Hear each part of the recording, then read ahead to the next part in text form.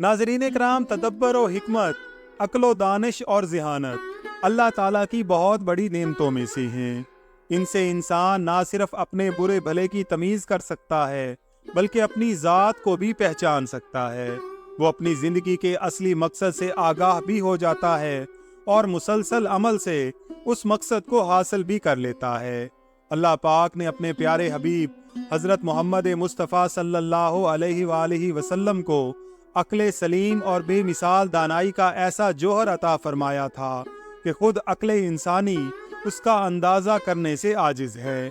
رسول پاک صلی اللہ علیہ وآلہ وسلم کی بے مثال ذہانت و فراست کی بدولت خلفائے راشدین، صحابہ کرام، اولیاء اللہ اور علماء دین کو جس درجہ کی فراست اور دانش مندی نصیب ہوئی تھی، اس کا احاطہ کرنا عقل انسانی کے بس کی بات نہیں۔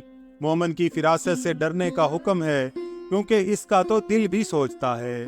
سیدنا غوث اعظم سردار اولیاء ہونے کی بدولت عقل و دانش اور ذہانت کے انتہائی اعلیٰ درجات پر فائز تھے۔ حضرت غوث الثقلین رحمۃ اللہ علیہ نے اپنے بیٹے ضیاء الدین ابو نصر موسیٰ سے فرمایا کہ ایک دفعہ آپ کسی ویرانے میں پھر رہے تھے، اور وہ بھی اس حال میں کہ پیاس سے آپ کی زبان مبارک خشک ہو چکی تھی۔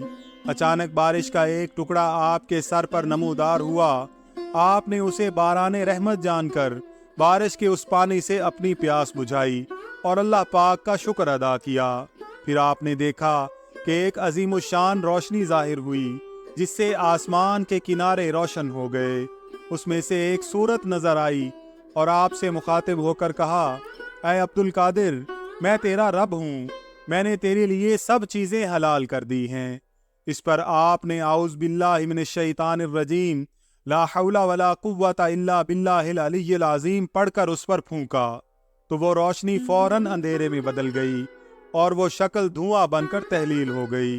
اس دھوئیں میں سے آواز آئی، اے عبد القادر، خدا نے تم کو تمہارے علم اور تدبر کی بدولت میرے مکر سے بچا لیا، ورنہ میں اس شعبے سے 70 صوفیاء کو گمراہ کر چکا ہوں۔ اس پر حضرت غوث اعظم نے فرمایا کہ بے شک یہ میرے مولائے کریم کا کرم ہے جو میرے شامل حال ہے۔ تب آپ سے پوچھا گیا کہ یا حضرت، آپ نے کیسے جانا کہ وہ شیطان ہے؟ ارشاد فرمایا کہ اس کے یہ کہنے سے کہ اے عبد القادر، میں نے حرام چیزیں تیرے لیے حلال کر دیں، کیونکہ اللہ پاک نے کسی کے لیے بھی ایسا نہیں کیا، اور نہ ہی اللہ پاک اپنی سنت یا وعدے کے خلاف کچھ کرتے ہیں۔ اس طرح اللہ پاک نے آپ کو آپ کی خدا داد فراست اور تدبر کی بدولت ابلیس کے وسوسے اور مکر سے بچا لیا۔ آپ کی خدا داد ذہانت، حکمت و دانش اور علم و فضل کی شہرت سارے زمانے میں پھیل گئی تو آپ کے پاس کثرت سے فتویٰ کے لیے سوالات آنے لگے۔ آپ اپنے طور پر حنبلی اور شافعی مسلک کے مطابق فتویٰ دیتے۔ آپ کی فراست کا یہ عالم تھا کہ کوئی سوال ایک رات بھی آپ کے پاس غور و فکر کے لیے نہیں رکا۔ آپ سوال پڑھتے ہی اس کا جواب تحریر فرما دیتے۔ عراق کے علماء کرام آپ کے فتویٰ کی صحت اور تیز رفتاری پر بہت تعجب کرتے بلکہ بہت تعریف کرتے۔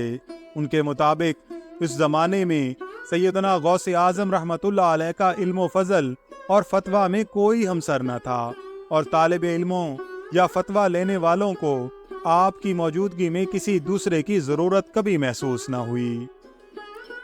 اللہ تعالیٰ کی کروڑوں رحمتیں اور برکتیں ہوں سیدنا غوث اعظم حضرت عبد القادر جیلانی رحمۃ اللہ علیہ کے مزار اقدس پر۔ ناظرین کرام، ویڈیو پسند آئی ہو تو اس کا اظہار کمنٹس میں ضرور کیجیے گا۔